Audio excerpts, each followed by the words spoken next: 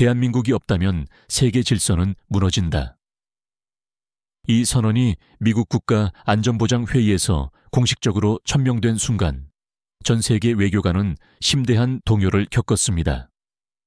어제까지만 해도 한국을 작은 동맹국 정도로만 간주했던 미국이 갑자기 한국을 세계 전략의 핵심 축으로 격상시킨 배경에는 충격적인 진실이 자리하고 있었습니다. 러시아는 북한과 표면적인 군사동맹을 체결하면서도 내부적으로는 한국의 기술력 없이는 러시아의 미래가 존재하지 않는다고 절박하게 고백했으며 미국 정보 당국은 이 핵심 기밀을 입수하게 됩니다. 과거 스스로를 강철 국가라 자부했던 러시아가 대한민국의 압도적인 기술력 앞에 무릎을 꿇은 것입니다. 이 모든 전략적 대전환의 중심에는 한 인물이 있었습니다. 바로 냉철한 데이터만을 기반으로 세계를 분석하던 미국 최고의 전략가 이산 아일리산 박사입니다. 한때 한국을 전략적으로 무시해도 될 국가로 규정했던 그가 직접 목도한 충격적인 현실은 과연 무엇이었을까요? 워싱턴 DC 국제안보전략연구소의 수석 분석가인 이산 박사의 차가운 아침은 늘 수십 개의 국가 분석 파일과 함께 시작되었습니다. 트럼프 대통령의 복귀 이후 세계 질서는 혼란스러웠고 유럽은 미국과의 거리를 두기 시작했으며 러시아는 다시 군사력을 증강하고 있었습니다. MIT 출신으로 국방부와 백악관 국가 안보회의를 두루 거친 그는 스스로를 데이터맨이라 칭하며 오직 숫자, 자원, 군사력, 동맹관계만이 세계를 움직인다고 굳게 믿었습니다. 감정은 분석의 방해 요소일 뿐이었습니다. 당시 그의 아시아 지역 분석은 중국, 일본, 인도에 초점이 맞춰져 있었고 한국 관련 자료는 거의 고려 대상조차 아니었습니다.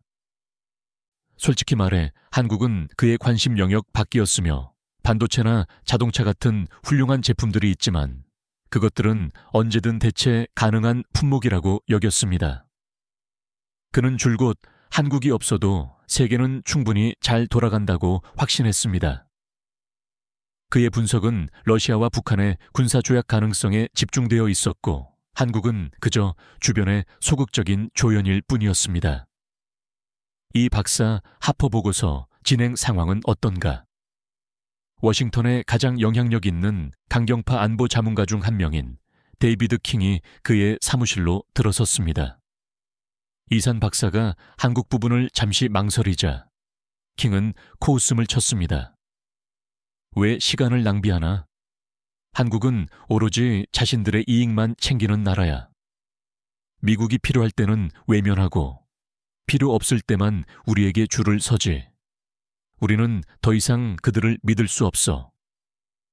킹의 발언은 이산 박사의 기존 확신을 더욱 강화했습니다. 그는 컴퓨터 화면에 한국을 포함한 지도를 띄워놓고 잠시 바라보았습니다. 작은 반도 국가, 분단된 상황, 주변 강대국에 둘러싸인 나라.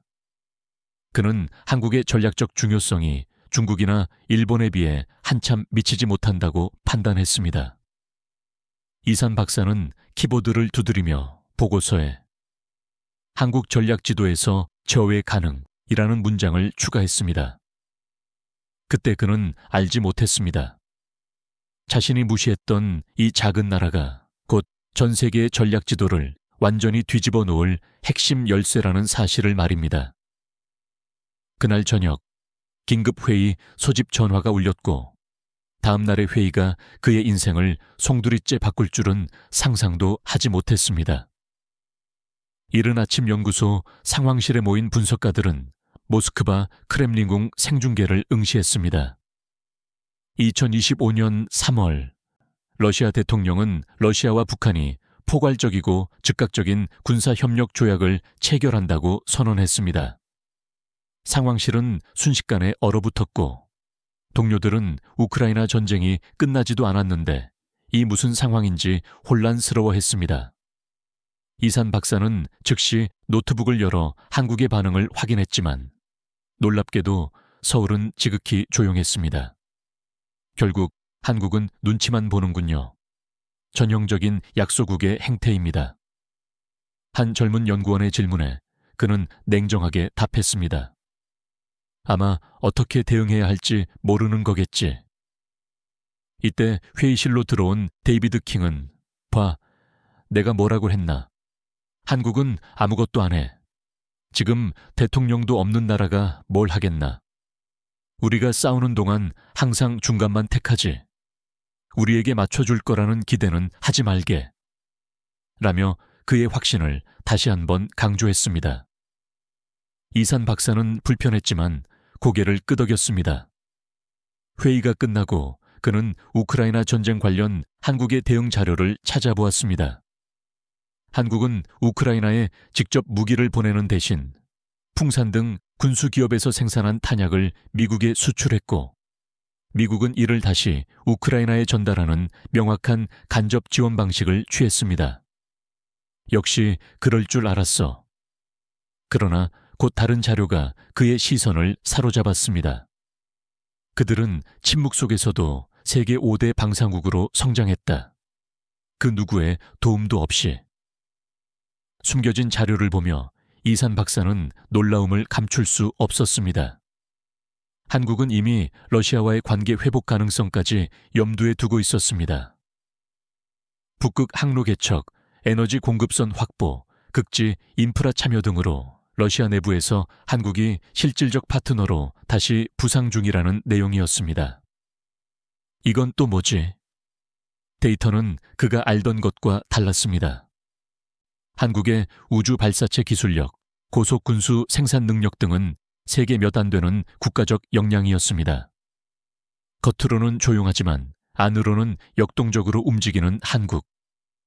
그는 기존 보고서를 다시 열어보았고, 여전히 한국을 주연이 될 수 없는 나라로 정의해 놓았음을 확인했습니다. 뭔가 놓치고 있나? 처음으로 그의 분석에 의심이 들기 시작했습니다. 상원 군사위원회에서 한국의 대응을 질타하는 기사를 보며 이산 박사는 깊은 생각에 잠겼습니다. 만약 한국이 전략적으로 신뢰할 수 없는 나라라면 왜 러시아와 북한은 이런 도발적인 조약을 체결한 것일까요? 단순한 군사동맹 이상의 무언가가 분명히 있어 보였습니다. 궁금증을 참지 못한 그는 상세에게 연락하여 서울로 출장을 가야겠습니다. 직접 확인할 게 있습니다. 라고 통보했습니다. 그가 출장을 준비하는 동안 전 세계는 북러 조약에 대한 반응으로 뉴스가 도배되었지만 정작 이산 박사가 가장 궁금했던 것은 러시아 내부의 속사정이었습니다. 수십 년간 정보기관에서 일한 친구 제임스에게 연락하자 제임스는 공식적으로는 말할 수 없지만 크렘린 내부에서 심상치 않은 움직임이 있으며 북한과의 조약 이면에 다른 목적이 있는 것 같다는 정보를 흘렸습니다. 그 순간 이산 박사는 모스크바 크렘린 지하 전략 회의실에서 벌어지고 있는 일을 전혀 알지 못했습니다. 북러 군사조약 발표 직후 러시아의 외교안보 수뇌부는 크렘린 지하 회의실에 긴급 소집되었습니다. 표면적인 의제는 북핵 억제와 군사 공조였지만 실제 회의의 핵심은 전후 복구 전략이었습니다. 러시아 경제는 정체되고 물류는 마비되었으며 소비자의 공급망은 붕괴 직전이었습니다. 중국은 저가 제품으로 러시아 시장을 잠식하고 있었고 유럽은 완전히 등을 돌린 상태였습니다. 이 상황을 돌파할 전략적인 카드가 절실했습니다. 산업부 차관이 조용히 입을 열었습니다. 삼성, 현대, 나비엔, 오리온. 우리는 이미 경험했습니다. 한국 없이는 이 나라가 제대로 돌아가지 않았습니다. 삼성 냉장고가 사라지자 모스크바 전체가 난리가 났고 중국산으로 대체했더니 2달 만에 절반이 고장 났습니다. 외무장관이 서류를 넘기며 덧붙였습니다. 한국과 단절된 이후 러시아 소비자 불만은 최고조에 달했습니다. 중국산 보일러는 고장나고 독일차는 수리할 수 없게 됐습니다. 우리에게 필요한 것은 조약이 아니라 실질적인 복구 파트너입니다. 안보위원장이 책상을 내리치며 단호하게 선언했습니다. 북한이 아니라 한국입니다.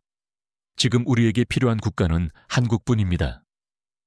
잠시 침묵이 흐른 뒤 한 장의 도표가 회의실 스크린에 떴습니다. 최근 러시아 내 외국 기업 신뢰도 순위 1위 삼성전자, 2위 현대차, 3위 경동나비엔. 러시아 국민의 기억은 배신하지 않습니다. 도움을 준 나라, 책임진 나라, 함께 웃고 울었던 나라 한국뿐입니다. 러시아인들이 가장 그리워하는 것이 무엇인지 아십니까? 설문조사 결과 1위가 신라면이었습니다. 모두가 웃음을 터뜨렸지만 그 웃음 속에는 쓸쓸함이 묻어 있었습니다. 크렘린 회의실은 더 이상 군사 분석이 아닌 전략적 갈망으로 가득 찼습니다.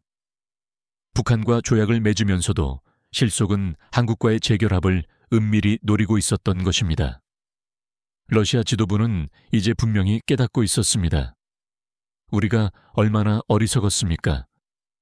진정한 강국은 핵무기가 아니라 일상을 지배하는 기술에 있었는데. 안보위원장의 말에 회의실은 무거운 침묵에 잠겼습니다. 한국 없이는 미래도 없다.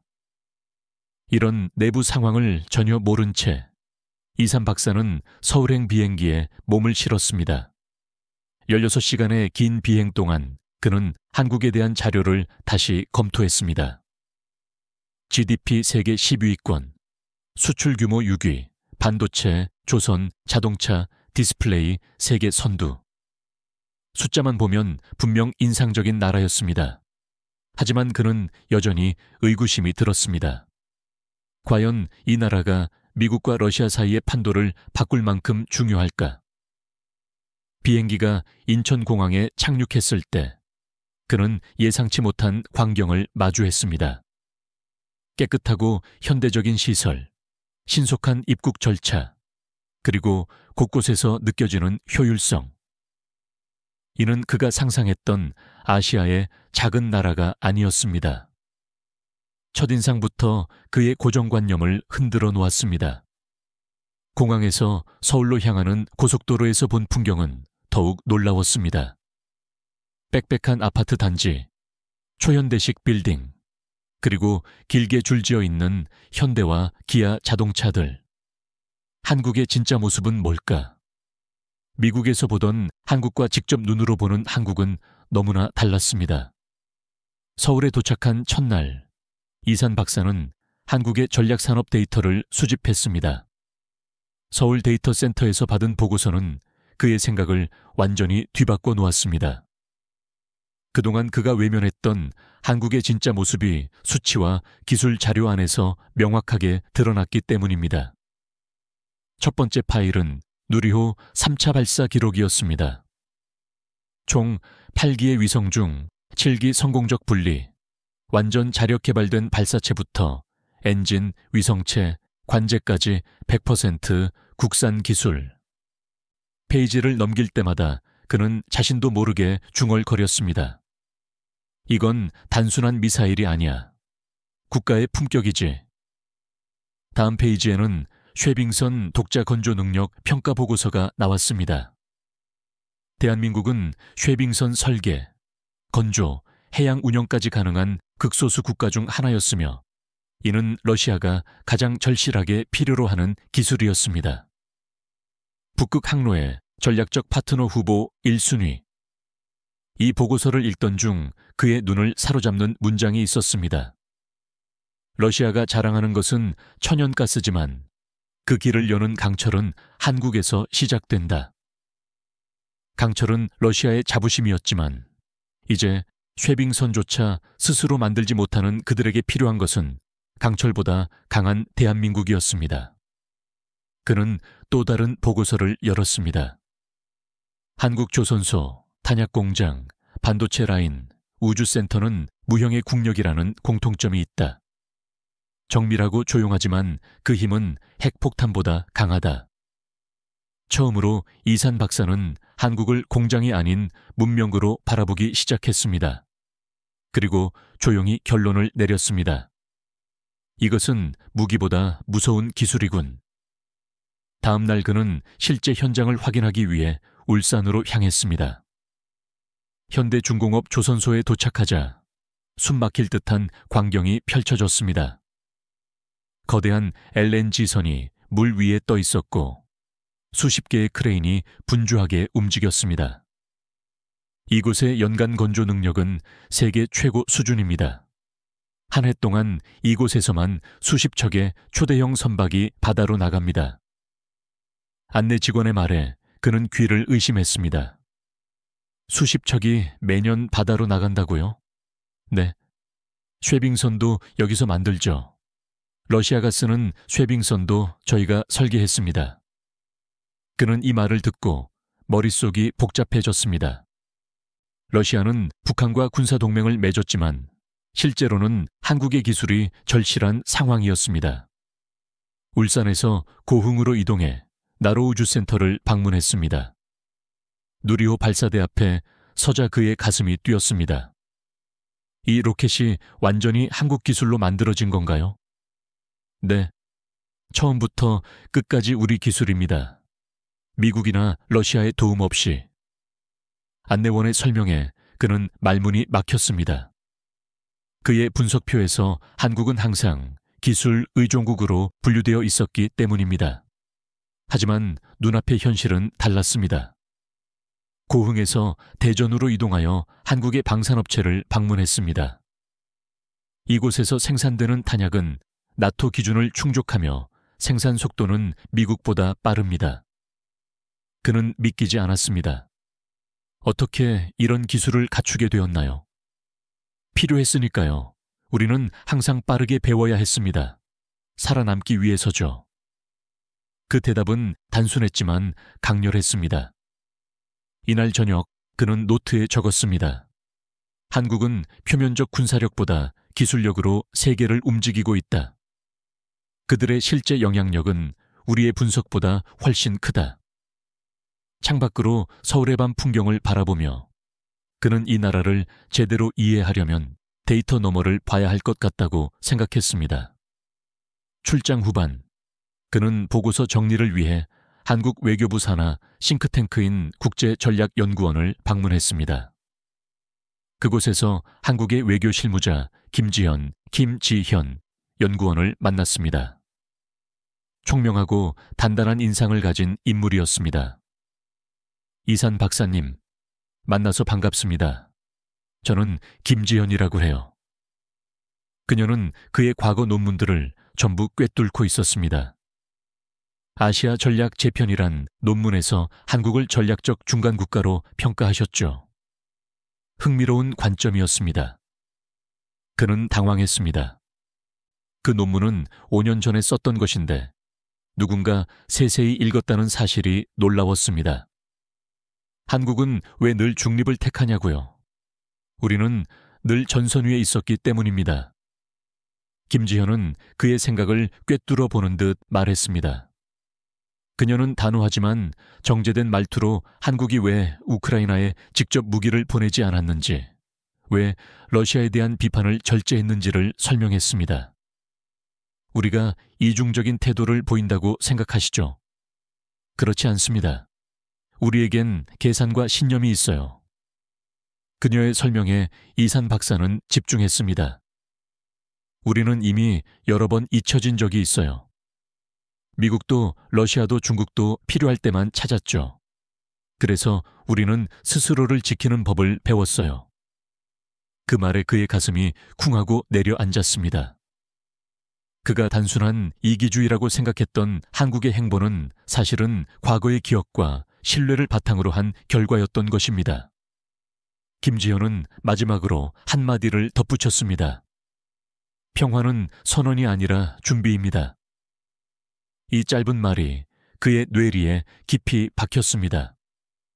그날 밤 호텔로 돌아와 그는 처음으로 보고서 초안을 삭제했습니다. 수치와 경고음으로만 채워졌던 예측 모델 대신 처음으로 변수 variable라는 단어를 넣었습니다. 한국은 더 이상 방정식의 상수가 아니었습니다. 깊은 밤 데이비드 킹에게서 긴급 메시지가 왔습니다. 보고서 초안이 유출됐어. 너 한국에 물든 거 아니겠지? 그는 답장하지 않았습니다. 그는 이미 알고 있었습니다.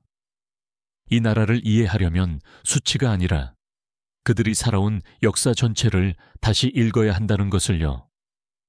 다음 날 그는 김지현 연구원을 다시 만났습니다. 어제 말씀하신 스스로를 지키는 법이 궁금합니다. 구체적으로 어떤 의미인가요? 그녀는 잠시 생각하더니 질문을 던졌습니다. 이 박사님, 한국 전쟁을 어떻게 배우셨나요? 미국이 자유 수호를 위해 개입한 전쟁이죠. 그렇게만 배우셨군요. 우리에게는 그것이 나라를 잃을 뻔한 생존의 전쟁이었어요. 그 후에도 매 순간이 생존이었습니다. 그녀는 차분하게 이어갔습니다. 반도체, 자동차, 선박, 이런 산업들이 단순히 경제적 선택이었을까요? 아니요, 생존을 위한 선택이었습니다. 우리는 항상 다음 위기를 준비해 왔어요. 그는 충격을 받았습니다. 그가 숫자로만 보던 산업 역량이 사실은 국가 생존의 궁극적인 전략이었던 것입니다. 그렇다면 러시아, 북한 조약에 조용히 대응한 것도? 우리는 이미 알고 있었어요. 러시아가 정말로 원하는 건 북한이 아니라는 걸요. 이산 박사는 놀라 물었습니다. 어떻게 그걸 알았죠? 우리는 경험으로 압니다. 국가 간 관계에서 진짜 중요한 건 말이 아니라 필요성이에요. 러시아에 진짜 필요한 건 우리 기술입니다. 그녀의 말이 그의 머릿속에서 강하게 울렸습니다. 필요성. 그날 밤 그는 처음으로 수치가 아닌 역사와 필요성으로 세계를 재해석해 보았습니다. 워싱턴으로 돌아온 그는 다시 차가운 현실과 마주했습니다. 회의실에 들어서자 모두의 시선이 그에게 쏠렸습니다. 이 분석가 한국 출장은 어땠나? 상관이 물었습니다. 생각보다 복잡합니다. 무슨 말이지? 보고서는 언제 제출할 거야? 내일까지 완성하겠습니다. 사무실로 돌아와 보고서 초안을 다시 열었습니다. 첫 문장부터 모든 게 틀렸다는 생각이 들었습니다. 한국 전략 지도에서 저해가 가능. 과연 그럴까?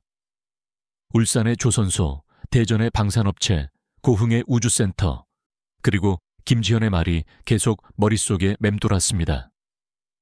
평화는 선언이 아니라 준비입니다. 보고서 제출까지 12시간. 그는 고심 끝에 결정을 내렸습니다. 기존 보고서 전면 폐기. 새로 쓴 제목은 다음과 같았습니다. 대한민국 글로벌 공급망의 심장, 북극의 관절, 지정학의 제3축.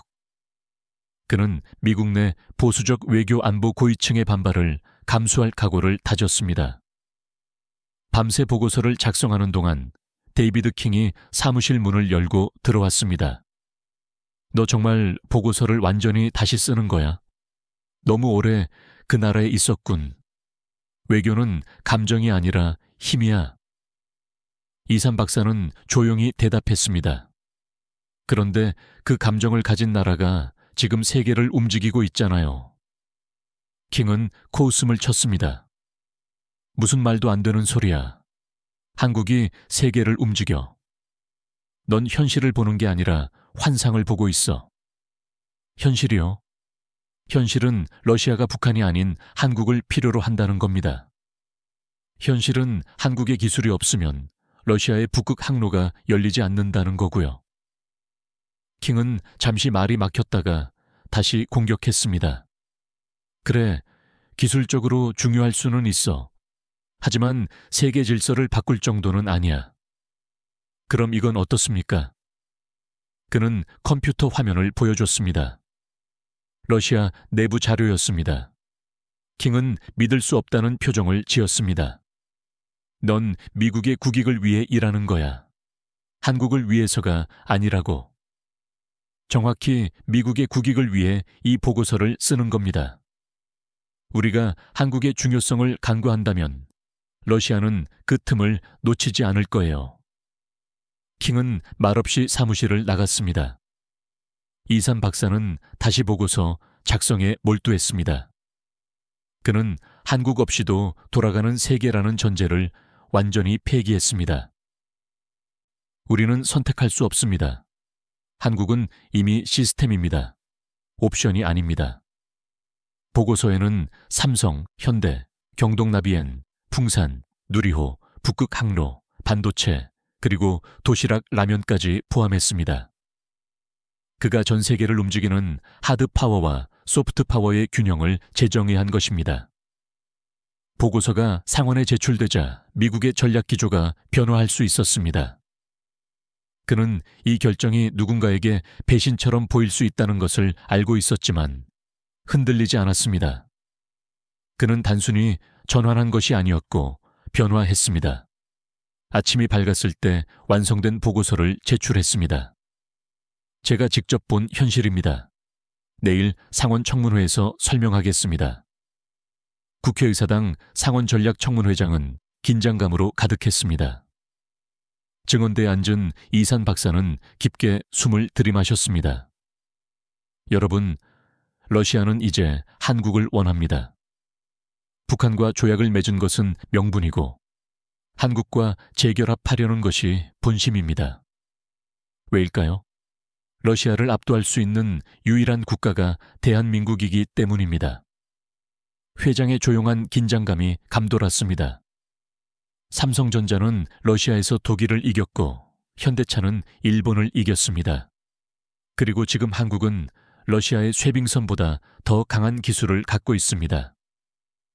대한민국은 소비자의 에너지, 물류, 우주, 군수, 전 영역에서 러시아를 넘어섰습니다. 청문회장이 술렁이기 시작했습니다. 한 상원 의원이 반문했습니다. 러시아보다 강하단 말입니까? 이산 박사는 단호하게 말했습니다. 러시아 안보위원장이 직접 말했습니다. 우리에게는 한국뿐이다. 적국이 인정했는데 왜 우리만 못 믿습니까? 다른 의원이 끼어들었습니다. 하지만 군사력으로 보면 러시아가 훨씬 강하지 않습니까? 군사력만으로 국가의 힘을 평가하는 시대는 지났습니다. 현대전은 기술전입니다. 러시아는 미사일을 가지고 있어도 그 미사일을 만드는 반도체와 정밀 부품은 한국에 의존하고 있습니다. 그는 화면에 우크라이나 전장 사진을 띄웠습니다. 이것은 우크라이나 전쟁에서 포착된 러시아군 장비입니다. 보이시나요? 삼성 디스플레이, LG 부품, 한국산 통신 장비. 러시아의 군사력은 이미 한국 기술에 의존하고 있었습니다. 청문회장이 완전히 조용해졌습니다. 더 놀라운 사실은 러시아의 경제 회복 계획에서 가장 많이 언급된 국가가 한국이라는 점입니다. 그들이 가장 원하는 것은 삼성의 복귀, 현대차 공장의 재가동, 한국 건설사들의 시베리아 개발 참여입니다. 그는 마지막 슬라이드를 보여주었습니다. 이것은 러시아 정부 내부 문서에서 추출한 단어 빈도 분석입니다. 북한이라는 단어는 38번 등장했지만 한국은 157번 등장했습니다. 이것이 무엇을 의미하는지 분명하지 않습니까? 이산 박사는 마지막 결론을 내렸습니다. 우리가 한국을 단순한 동맹국으로만 본다면 우리는 세계 질서의 새로운 축을 놓치게 될 것입니다. 한국은 이제 단순한 제조국이 아닙니다. 그들은 기술 문명의 중심, 글로벌 공급망의 심장, 그리고 지정학의 새로운 축입니다. 청문회가 끝난 후 국무부는 한국과의 전략 협력 관계를 3단계로 나누어 추진하기로 결정했습니다. 뉴스 헤드라인은 세계 최강 대한민국, 이번엔 러시아도 인정했다로 바뀌었습니다. 이산 박사는 TV 화면을 보며 작은 미소를 지었습니다. 수치와 군사력만 보던 그가 이제는 신뢰와 기술이라는 렌즈로 세계를 바라보게 되었기 때문입니다. 며칠 후 데이비드 킹에게서 내가 맞았을지도 모르겠다는 문자가 왔습니다. 이는 작은 인정이었지만 거대한 변화의 시작이었습니다. 이산 박사는 연구소 옥상에서 밤을 보내며 한국 출장 때 받은 도시락 라면을 꺼냈습니다. 사람들은 웃겠지. 라면 하나에 이러냐고. 하지만 그걸로 러시아가 버텼고 내가 깨달았어. 그에게 남은 것은 김지연 연구원의 한마디였습니다. 평화는 말이 아니라 준비입니다. 그는 마침내 자신이 왜 흔들렸는지 알게 되었습니다. 한국은 군사력도 아니고 감성도 아니었습니다. 신뢰를 잊지 않는 나라, 끝까지 책임지는 나라. 그것이 그를 변화시킨 것이었습니다. 이 작은 라면 하나로 새로운 식품 문화가 바뀌었고 러시아의 일반 시민들도 한국 음식에 의존하게 되었습니다. 탱크와 미사일보다 강한 라면의 힘. 어쩌면 이게 진짜 국력인지도 모르겠다. 그는 자신이 받은 기념 메달을 손에 들었습니다. 메달에는 작지만 멈추지 않는 나라라고 적혀 있었습니다. 그는 눈을 감았습니다. 몸은 워싱턴에 있었지만 그의 마음은 고흥의 푸른 하늘 아래 우주를 향한 도전을 이루는 한국에 머물러 있었습니다. 휴대폰 알림이 울렸습니다. 러시아, 한국과의 경제협력 재편 구성. 미 국무부 한국 전략적 핵심 파트너 격상 검토. 모든 변화가 그의 예상보다 빠르게 진행되고 있었습니다. 도시락 라면 봉지에는 단순한 음식이 아니라 문명이 담겨 있었습니다. 이산 박사는 새로운 보고서를 열었습니다. 제목은 대한민국, 새로운 세계 질서의 핵심 축. 이제 시작이었습니다. 두 번째 이야기, 폴란드 에너지 혁명의 중심에 서다. 폴란드, 세계 강국, 대한민국. 한국 기술력이 유럽 에너지 혁명의 핵심 축으로 부상하며 폴란드 경제 지형을 완전히 바꿔놓았습니다. 폴란드 브로츠와프에 설립된 LG 에너지 솔루션의 배터리 공장은 단 5년 만에 유럽 최대 규모로 성장했고 9,500개의 일자리를 창출하며 지역 경제를 완전히 변모시켰습니다. 과거 외국 자본 침투에 반대하며 거리에서 시위하던 폴란드인들은 이제 오늘은 한국과 함께 미래를 설계합니다. 라는 현수막을 내걸고 있습니다. 이 모든 사태의 시작점에는 한 폴란드 교수가 있었습니다.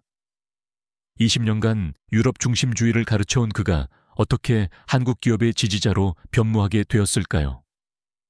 유럽의 심장부에 동양의 침략이 시작되었다. 한 달 전 폴란드 최대 보수 일간지 바르샤바 모닝의 한면 헤드라인이 얀 크라시스키, 잔 케이라시니츠키 교수의 눈에 들어왔습니다. 바르샤바 경제대학에서 20년간 국제경제학을 가르쳐온 그는 1989년 폴란드가 공산주의의 굴레를 벗은 후 시장 경제의 힘을 믿었지만 진정한 경제적 독립은 유럽의 품 안에서 이루어져야 한다고 확신했습니다. 창밖의 바르샤바는 소련의 영향력 아래 침체되었던 과거를 뒤로하고 유럽연합과 나토의 일원으로 화려하게 변모했지만 그의 정체성은 확고했습니다. 우리는 폴란드인이고 유럽인입니다. 조교가 커피를 가져오며 교수님, 브로츠와프 한국 공장 확장 소식 들으셨나요? 라고 물었습니다. 그 이름만 들어도 신경이 곤두섰습니다. LG 에너지 솔루션. 2016년부터 브로츠와프의 털을 잡은 이 한국 기업은 유럽 최대의 전기차 배터리 공장을 운영하고 있었습니다. 처음에는 단순한 외국 투자라 생각했지만 최근 몇 년 사이 상황이 달라졌습니다. 물론 알고 있지. 또 규모를 확장한다면서. 그는 쓴 커피를 한 모금 마셨습니다. 네, 이번에는 투자 규모가 엄청나다고 해요. 9,500명의 새 일자리가 생긴다는 소식이에요. 그는 고개를 절레절레 흔들었습니다. 표면적으로는 좋은 소식처럼 들렸지만 그는 폴란드가 이렇게 아시아 자본에 의존해도 괜찮은지 의문이 들었습니다. 점심시간 학교 근처 레스토랑 메뉴판에는 비빔밥, 불고기, 김치 등 한국 음식이 자리 잡았고 거리에서는 한국 노래가 흘러나왔습니다. 폴란드의 정체성이 사라지고 있어. 그는 혼잣말을 중얼거렸습니다. 저녁에는 경제자문협회 모임이 있었습니다. 협회장 안드제이 마주르, 안드렛 마줄는 그보다 더 강경한 입장을 가진 사람이었습니다. 우리가 한국의 하청기지로 전락할 수는 없습니다. 이건 우리 경제의 재앙입니다. 얀 교수는 자리에 앉아 생각을 정리했습니다. 물론 투자는 필요합니다. 하지만 균형이 중요합니다. 유럽의 중심에 아시아 자본이 뿌리를 내리는 건 위험한 일입니다. 우리는 전략적으로 접근해야 합니다. 마주르는 그의 말에 동의하며 한국 투자에 대한 감시와 견제를 강화하기로 결정했습니다. 집으로 돌아오는 길, 젊은이들이 스마트폰으로 한국 드라마를 보고 있었습니다. 문화적 침투는 이미 시작되었습니다. 그의 제자 아그네스카 앙리에스카가 그 한국 회사에서 인턴십을 시작하는 날이 다가오고 있었습니다. 젊은 세대는 이미 다른 길을 걷고 있나 보군. 다음 날 그의 책상 위에는 아그네스카의 연구 계획서가 놓여 있었습니다. LG 에너지 솔루션에서의 인턴십을 통한 유럽 배터리 산업 연구. 그는 수업이 끝난 후 아그네스카를 따로 불렀습니다. 왜 하필 한국 기업이니? 유럽 기업들도 많은데. 아그네스카는 당당하게 설명했습니다. 교수님, LG는 세계 최고의 배터리 기술을 가진 기업이에요. 거기서 배우면 폴란드의 미래 에너지 정책에도 도움이 될 거예요. 얀 교수는 젊은 세대의 순진함이 안타깝게 느껴졌습니다. 아그네스카, 넌 아직 경제 침투의 위험성을 모르는구나. 그들은 우리의 시장만 원할 뿐이야. 아그네스카는 눈빛이 흔들렸지만 곧 단호한 목소리로 말했습니다. 저는 직접 확인하고 싶어요. 우리가 먼저 열린 마음으로 접근해야 하지 않을까요? 그날 밤 뉴스에는 충격적인 장면이 나왔습니다. 브로츠와프 LG 공장 앞에서 시위가 벌어졌고 시위대는 폴란드는 폴란드인만의 것이다 라는 구호를 외쳤습니다. 다음 날 아침 동료 교수 토마스가 전화했습니다. 얀, 신문 봤어? 한국 제품 불매 운동이 시작됐어. 신문 헤드라인은 한국 자본이 폴란드를 잠식한다. 폴란드의 자존심을 지켜라였습니다. 한국 음식점들이 공격받고 K-팝을 듣는 젊은이들이 비난을 받는 등 상황은 심각해지고 있었습니다. 저녁에는 마주르가 TV 인터뷰를 진행했고 한국 투자를 노골적으로 비난했습니다. 한국은 단지 값싼 노동력과 자원을 착취하려는 겁니다. 그들이 떠나면 남는 건 쓰레기뿐일 겁니다. 방송 후 불매 운동은 더욱 거세졌습니다. 그런데 아그네스켑에서 전화가 왔습니다.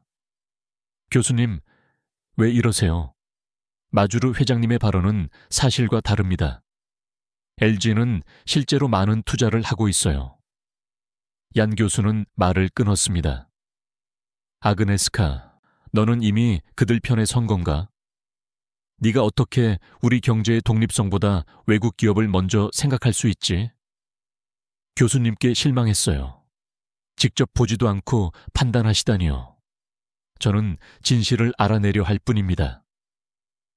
통화가 끊겼고 며칠 후 시위대가 브로츠와프의 한 음식점 유리창을 깨뜨렸다는 충격적인 보도가 나왔습니다. 이건 내가 원한 게 아니야.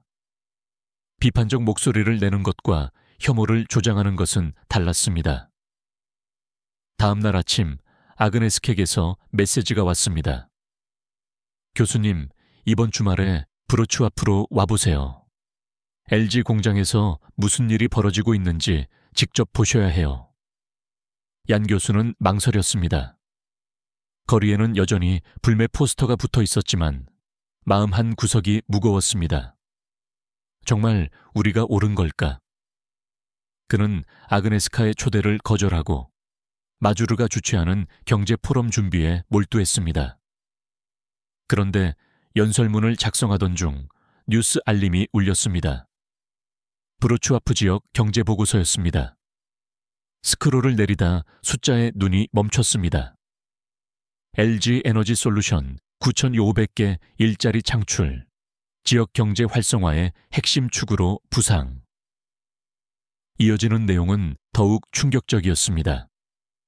연간 86기가와트시 아돌유기의 EV 배터리 생산 능력으로 폴란드를 유럽 최대 배터리 생산국으로 도약시켰다는 내용이었습니다. 9,500개의 일자리는 브로츠와프 같은 도시에서 엄청난 변화를 의미했습니다. 마주르와 통화했지만 그는 여전히 숫자만으로 판단하면 안 돼. 겉으로는 좋아 보이지만 실상은 우리 경제의 독립성이 위협받고 있는 거야. 라고 주장했습니다. 다음 날 경제 포럼이 열렸습니다. 마주르가 연단에 올라 한국 투자의 위험성을 역설했지만 청중들의 반응은 예상보다 차가웠습니다. 얀 교수의 차례가 왔을 때 그는 준비한 연설문을 펼쳤지만 입이 마르는 느낌이 들었습니다. 그때 뒷문이 열리며 경제부 장관이 예고 없이 등장했습니다. 장관은 연단으로 향했고 오늘 아침 우리 정부는 LG 에너지 솔루션과의 전략적 협력 강화를 공식 발표했습니다.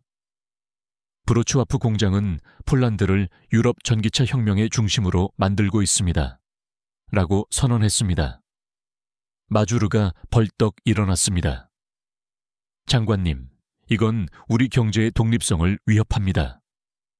장관은 차분하게 대답했습니다. 마주르 회장님, 진정한 경제적 독립은 고립이 아닌 혁신에서 옵니다. LG의 기술력과 투자는 폴란드를 단순한 생산기지가 아닌 유럽 에너지 혁신의 중심지로 만들고 있습니다. 장관은 LG의 ESG 정책이 2050년 탄소 중립 목표에 필수적이라고 강조했습니다. 얀 교수의 머릿속이 하얗게 변했습니다. 그토록 비난했던 한국 기업이 정부의 공식 지지를 받다니. 집으로 돌아오는 길, 그는 깊은 절망감에 사로잡혔습니다. 정말 자신이 틀린 것일까요? 그때 아그네스켑에서 전화가 왔습니다. 교수님, 오늘 포럼에서 봤어요. 혼란스러워 보이셨어요. 부탁드립니다. 이번 주말에 브로츠와프로 와주세요. 직접 눈으로 확인하셔야 해요. 오랜 고민 끝에 그는 아그네스카의 제안을 받아들였습니다. 포럼장에 도착하니 이전과는 다른 분위기가 느껴졌습니다. 마주르 회장은 불참했습니다. LG 에너지 솔루션 폴란드 공장의 매니저 최민준, 초이 민준이 연사로 나섰습니다. 그는 유창한 폴란드어로 발표를 시작했습니다. LG는 단순한 투자자가 아닙니다. 우리는 폴란드와 함께 지속가능한 미래를 설계하고 있습니다. 그는 구체적인 숫자를 제시했습니다. 9,500개의 일자리, 35억 폴란드 주어티의 투자, 연간 81.6GW의 생산 능력. 하지만 그는 더 중요한 것은 비전이라고 강조했습니다. 2050년까지 탄소 중립을 달성하는 것, 이것이 우리의 약속입니다. 슬라이드에는 BSS 대규모 에너지 저장 시스템 정보가 나왔습니다. 우리는 폴란드의 에너지 독립을 지원하고 있습니다. 우리의 BSS 프로젝트는 재생 에너지 통합을 촉진하며 에너지 전환의 핵심 축이 될 것입니다. 자료를 보니 LG의 기술이 폴란드뿐만 아니라 유럽 전역에 공급되고 있었습니다. 질문 시간에 한 경제학자가 장기 체류에 대한 의문을 제기하자 최민준 매니저는 우리의 공장은 유럽의 중심에 위치한 전략적 거점입니다. 우리는 35억 주어티 이상을 투자했고 추가 투자를 계획 중입니다. 더 중요한 것은 우리가 폴란드 인재에 투자하고 있다는 점입니다. 9,500명의 직원 중 대부분이 폴란드인이며 지속적인 교육과 기술 이전을 진행하고 있습니다. 라고 침착하게 답했습니다. 문화적 위협에 대한 질문에는 문화는 장벽이 아닌 다리입니다. 저는 여러분의 문화를 존중하고 배우려 노력합니다.